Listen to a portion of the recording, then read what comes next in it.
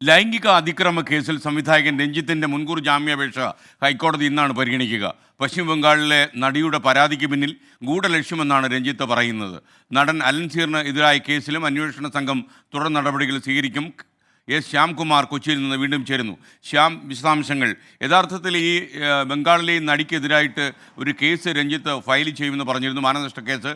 അതിലെന്തെങ്കിലും നടപടി ഉണ്ടായോ രഞ്ജിത്തിന്റെ ഭാഗത്തു നിന്ന്?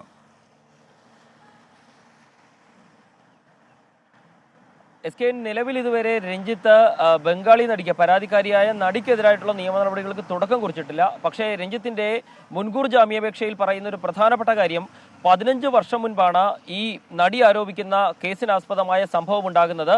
അന്ന് തൻ്റെ ഫ്ളാറ്റിൽ നിർമ്മാതാവും അസോസിയേറ്റ് ആയിരുന്ന ശങ്കർ രാമകൃഷ്ണനും അടക്കം 4 പേർ ഉണ്ടായിരുന്നു. തൻ്റെ അസോസിയേറ്റ് ആണ് ഈ നടിയുമായി സംസാരിച്ചത്. സിനിമയിൽ അവസരം ലഭിക്കാത്തതിൻ്റെ നിരാശയും വൈരാഗ്യവുമാകാം ഇത്തരമൊരു പരാതിക്ക് പിന്നിൽ. ഈ 4 പേർ ഫ്ളാറ്റിൽ ഉണ്ടായിരുന്ന കാര്യം നടി നൽകിയ പരാതിയിൽ വ്യക്തമാക്കിയിട്ടില്ല. അത് ദുരുദ്ദേശപരമാണ് എന്നുള്ളതാണ് രഞ്ജിത്ത് പറയുന്നത്. ഇതിൽ പുറമെ രഞ്ജിത്ത് പറയുന്ന മറ്റൊരു കാര്യം, കരൾ ശസ്ത്രക്രിയയ്ക്ക് വിധേയനായി താൻ മെഡിക്കൽ ചികിത്സയിലാണ്. അതുകൊണ്ട് തന്നെ വൈദ്യസഹായം ആവശ്യമുള്ള സമയമാണ്. അതുകൊണ്ട് തനിക്ക് മുൻകൂർ ജാമ്യം അനുവദിക്കണമെന്നുള്ളൊരു അപേക്ഷ കൂടി രഞ്ജിത്തിന് മുൻകൂർ ജാമ്യ ഹർജിയിലുണ്ട്. ഏതായാലും എറണാകുളം നോർത്ത് പോലീസ് രജിസ്റ്റർ ചെയ്ത് സ്പെഷ്യൽ ഇൻവെസ്റ്റിഗേഷൻ ടീം അന്വേഷിക്കുന്ന കേസിലാണ് രഞ്ജിത്ത് നൽകിയ മുൻകൂർ ജാമ്യാപേക്ഷ ഇന്ന് ഹൈക്കോടതി പരിഗണിക്കുക. SK.